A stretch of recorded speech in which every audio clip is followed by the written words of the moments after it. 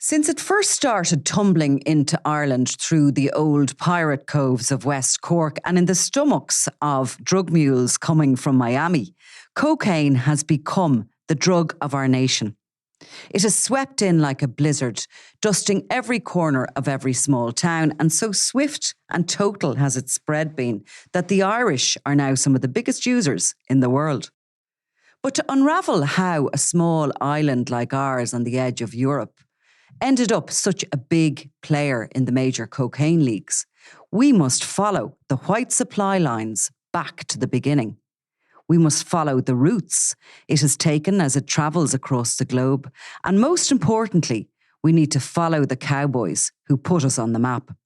So join me, Nicola Talent, for my new live show, Cocaine Cowboys, the story of Ireland's love affair with Colombia's biggest export.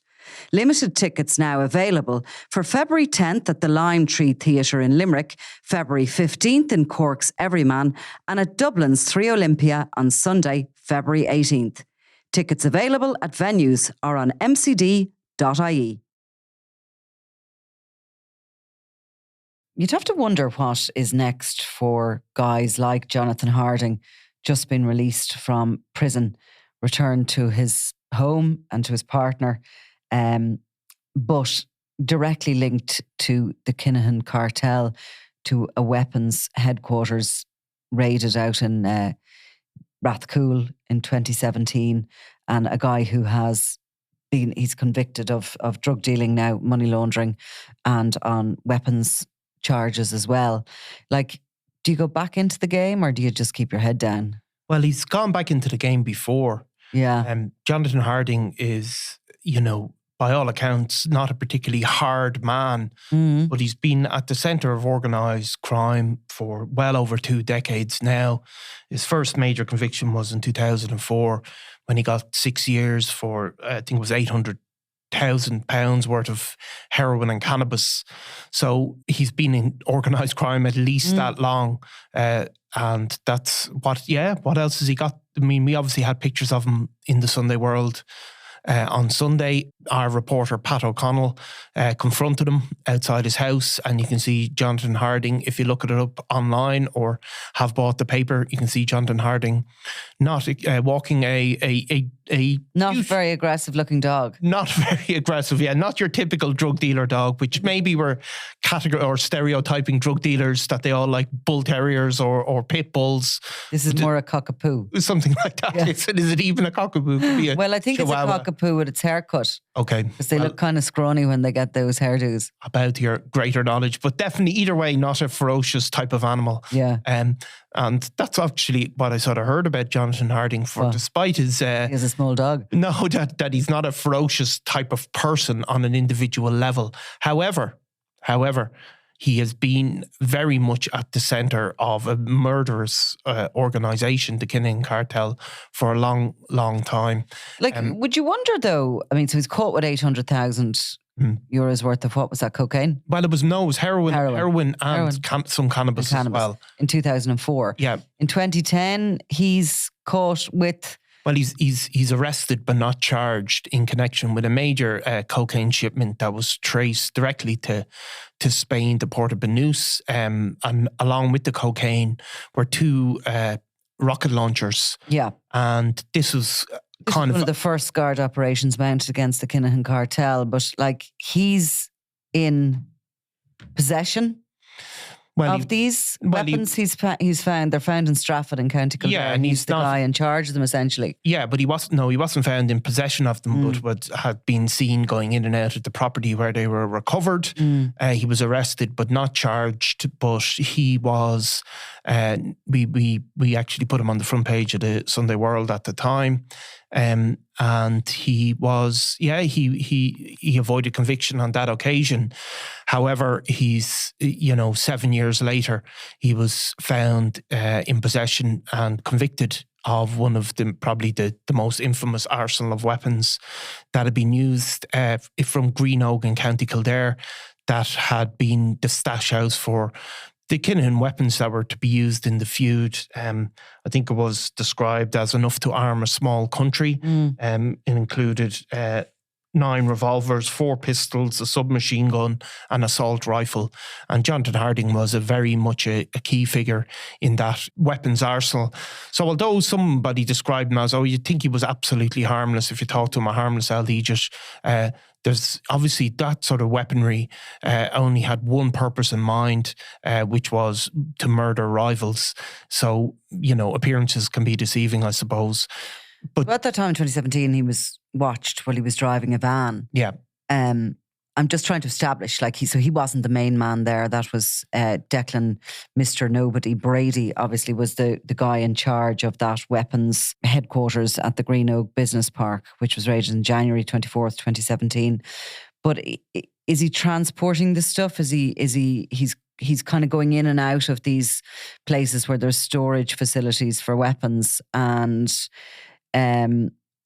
he's clearly very unlucky the amount of times he has been caught. You don't know what he wasn't caught with. No, that is true. But I'm just trying to establish where he sits in the greater scheme of things. He's a lieutenant. He's a workman. Well, as I said, we first named him in 2010, and at the time, that was, I think, obviously Liam Byrne had been in the papers at the time he was convicted of assault, and he might have been mentioned a couple of times in relation to the Crumlin Drimnagh feud. But at that time, when we named him in 2010, we described him 100% Jonathan Harding as Liam Byrne's right-hand man, that he is the guy that he trusts to do his logistics, that Liam Byrne at the time was spending a lot of time in Portabanus, obviously in or around the Kinahans who were living there at that stage, and that Gardaí certainly believed back in 2010 that this was a shipment that was directly ordered by Liam Byrne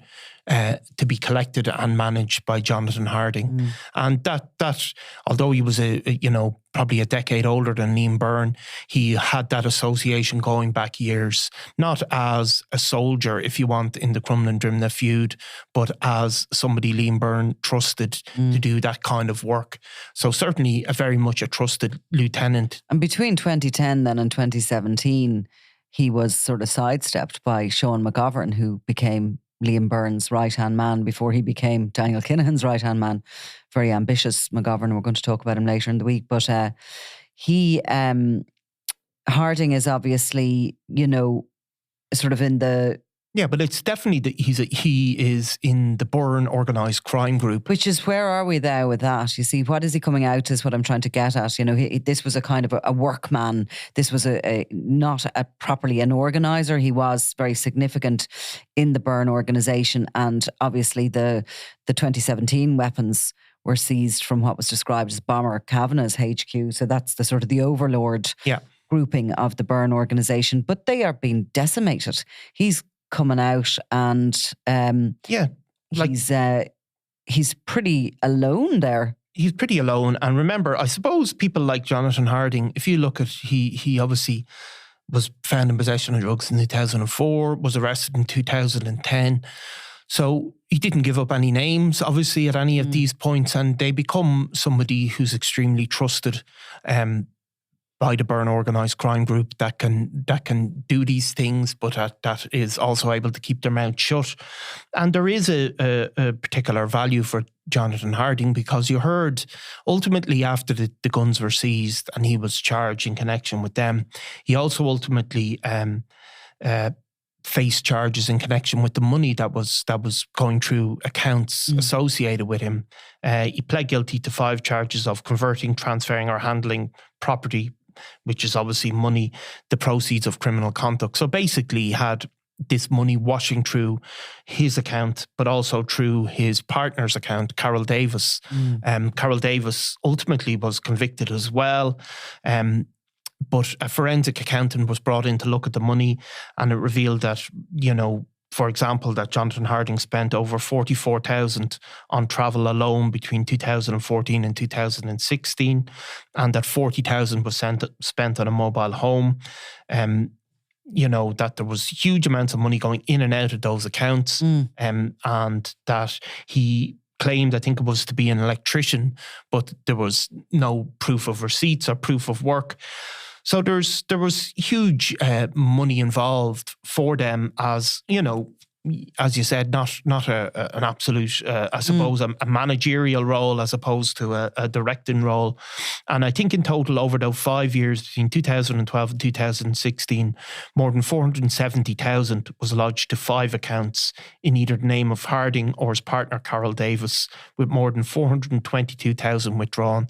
So that's a huge amount of money. And obviously, want to have any assets. Because that caravan or mobile home, mobile home is long no doubt will be anything else that's there as well will be subject to Criminal Assets Bureau. So you're looking at those are that's the income that went into these accounts. Yeah, obviously there's a huge amount of cash being spent. Is that income his earnings solely, or they did wash money around one another's accounts, very much so. The Kinahan organisation, the Byrne grouping. Money was put into somebody's account to be taken out to be given to various people. It's hard to know, isn't it? It's very hard to know. Yeah. I mean, obviously, they're not going to say. Because that's over how many years? That's over 2012 to 2016. So for 4 years. So 100 grand a year he earned. Yeah. Well, that's exactly. And that's 100 grand a year with no tax. So that's 200. No tax, yeah. But that's obviously. Not a bad salary. That's not. Presumably, there's loads of wedges of cash going around that aren't ever lodged in a bank account. Obviously, his partner Carol Davis also was convicted of similar charges. However, she said she didn't know what the money was for, and he said to guards that she didn't know anything about it. But however, she was still convicted. So he was then spent time in Mountjoy prison for the most part, but has got out about Christmas, and he joins, I suppose, as you see, Liam Byrne, his boss, just beginning his journey through the criminal system. Jonathan Harding joins a wave of those which are really key Byrne organised crime group figures who are now coming to the end of their prison sentence, including Liam Brannigan, Liam Byrne's first cousin, Dean Howe, his first cousin on the other side, and also, I suppose, people like Graham the Week Whelan, who's out a bit longer. So they're all coming to the end. Seems to have been slightly moved away from them, I think, over the past few years. You could see him when he came back to Dublin, and that he seemed to be sort of establishing himself in a bin business actually, but seemed to be establishing himself as a separate entity. There seems to have been a bit of a falling out there, I would have thought. Would you? Yeah, I think so. I mean, we've heard bits about it, but yeah, I think he hasn't particularly come on the radar since he's got out of prison. The problem for Liam Brannigan, Dean Howe, and now Jonathan Harding is, firstly, what to do. Yeah. So, okay, they've, and particularly Harding, we can see he's gone back into the game again and again. Interestingly, the revenue figures showed he had declared income of €6,800 for 2014, 22,000 for 2015 and 34,000 for 2016, quite cleverly trying to maintain that, his business was doing a little bit better each year. Yeah. But nonetheless, obviously living a different way. But for them, there's absolutely no question, but they are going to remain on the Garda radar heavily. Yeah. For the foreseeable future. I mean, it's still a volatile time for that wider Kinahan grouping, the Byrne organisation, the Kavanagh wing. There's court cases going ahead in the UK. The leaders of the grouping are facing firearms charges in the UK, hefty sentencing. There's movement afoot at last in relation to the return of Sean McGovern and Daniel Kinahan to Ireland. There's Gardaí being deployed to Dubai for the coming months to sort of oversee that. And there's no doubt, but these people identified as being so heavily embedded within the Kinahan organisation. I mean, you'd like to think that they're not going to be able to establish themselves again. No, I mean, I think that... And will they have a desire to? I don't know. I mean, he's 52 years old now, Jonathan Harding. What's he going to do? Well, I'm not worried about him. I'm just wondering, Well, a lot of walking of his dog, maybe. Yeah. Look, I don't know. I mean, Liam Brannigan, who would have been a significant figure and who would have always been seen as being quite high up, very close to Daniel Kinahan, etc. He didn't seem to do prison too easily and seems to be very adamant that he ain't going back. So any of those guys, I mean, if they seriously try to regroup, regather, or do anybody's bidding in the coming years, they're going to be straight back into prison. Yeah, there's no doubt that there's people, criminals, serious criminals, who really struggle with prison life, and there's others that seem to adapt to it and cope with it quite well. Look, it's just a personality thing, I suppose. I don't know. But Liam Brannigan was always said to be one that wasn't able for, or certainly really struggled with that life. There's other people who seem to go in there and... I'm with him, with Brannigan. I would really struggle. Yeah. I would feel, I don't know how people do prison. Yeah. The claustrophobia of it, the lack of privacy. Yeah. You know, obviously the lack of freedom, your liberty to walk out the door, walk down to the shops, go whatever. I think I would find it psychologically very hard. Yeah, and I mean, I think it's the very structured life some people struggle with. Some people struggle with being controlled, which you are in prison, obviously. There's that too, yeah. That would make me feel claustrophobic, being told what to do, when to eat. Yeah, and there's no way around that. Like, no. Ultimately, it doesn't work otherwise. There's other guys who do seem to go in and kind of like that, ultimately. Like the regularity, do their weights, like the mail company. I don't mean that in any other sense other than, so Liam Brannigan seems to have been somebody who's struggled. I think we've heard that about Peadar Keating as well, another key figure in the Byrne organised crime group, that he hates prison, struggles with it. Maybe they have more to lose, those guys. And I can tell you, anybody who knows him says that Daniel Kinahan will not do prison easily and never has been in prison. Yeah. And of course, in his life. And Liam Brannigan, of course. What's he, coming 50 now? Well, yeah, slightly younger, but yeah, not far off it. And Liam Brannigan as well, remember, he did not do significant time before his recent conviction for his involvement in an attempted hit on Gary Hanley. But Liam Brannigan had a number of very minor convictions throughout his life up until that point, and had avoided it. There's some of the other guys, go to prison very early on in their adult lives, seem to have a kind of a rhythm with it.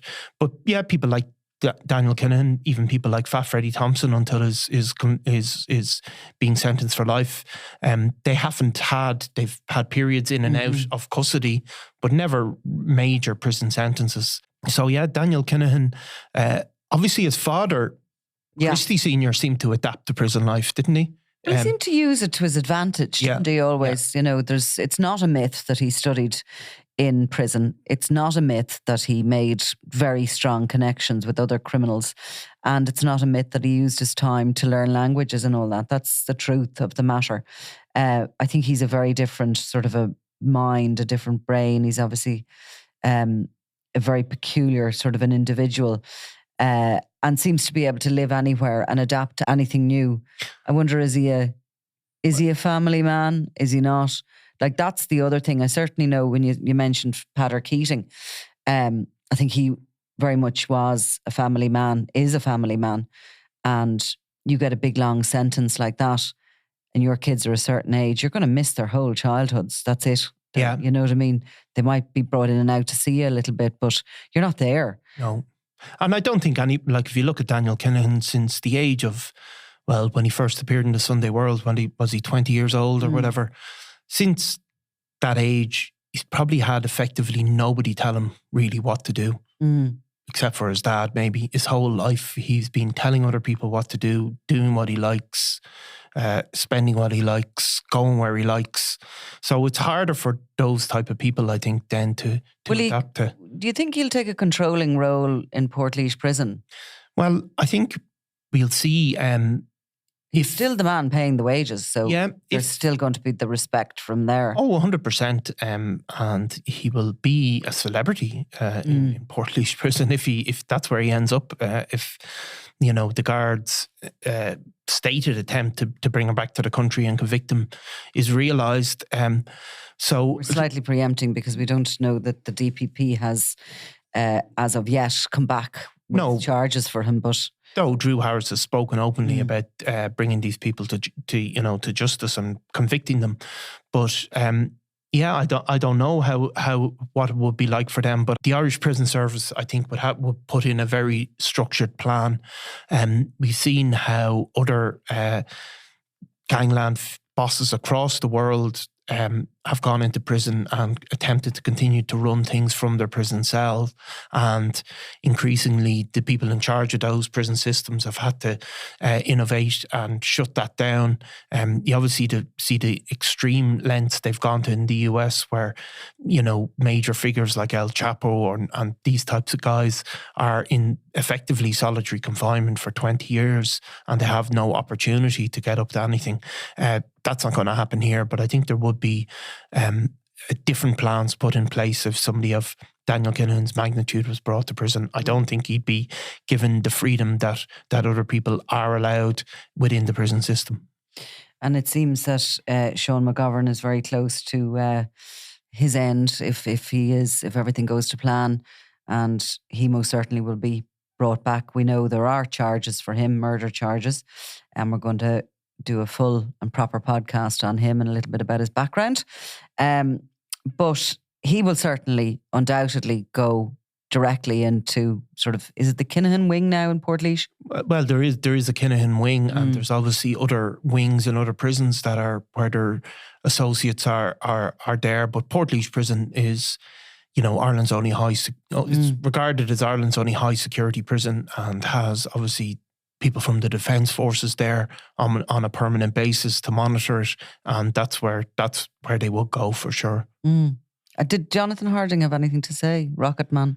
No, he ran away. Did he? He ran away. Ran away? Yeah. I mean, Rocketman obviously was a Sunday World one that stuck. We had some good pictures of him then, of course, as well over the years, because amazingly, like all of these guys who get these major convictions, remember he'd served 6 years or whatever he'd served of that sentence in prison. And when he got out, he'd gone on a trip to the US and just to help the Sunday World out, had posed with a load of pictures of guns on a shooting range in the US. That's clever. And it's amazing how all these guys, you know, if I remember, you know, you talk to people you know and I know, or whoever, normal people, and they say, oh no, I wouldn't like to not pay my TV license because I'd never get into the States again because I'd have a criminal record. But all these guys, despite 6 years for heroin and cannabis, they just go into the US. I think they just, have you any criminal convictions? No, I don't. And that's it. They know. You see, they're kind of good at lying, I suppose. But he'd nothing to say. He's certainly not up for a sit-down interview or... No, not up for a sit-down interview. He ran away, you know. But yeah, that's the trip to the US. We had loads of, I mean, Jared Hatchett Kavanagh as well. We had on trips to the US. It's been a fruitful source of stories for us that these guys are able to get in and out of there. Well, I suppose there's so many of those Estes going through every day that, you know, you can't check them all. You can't check them all. You could just probably, if you were so inclined, you could tell a honker and hope for the best. Well, if they refused you. Exactly. And if you're willing to get involved in storing enough for to arm a small country, you're probably willing to lie in an immigration form, are you? Probably. But you're still probably not willing to speak to the Sunday World. No. And I'm sure Pat O'Connell was very polite in how he approached Mr. Harding and, you know, would have offered him every opportunity to... He always is, Pat, always polite. Side of things. The most photographed back of Pat's head is exactly. Probably in the history of Irish journalism. Right. We'll come back anyway to McGovern and others, and, you know, ongoing towards the next couple of months. It looks like it's going to be pretty lively and pretty active when it comes to Kinahan stories. Yeah, I think things are stepping up for sure.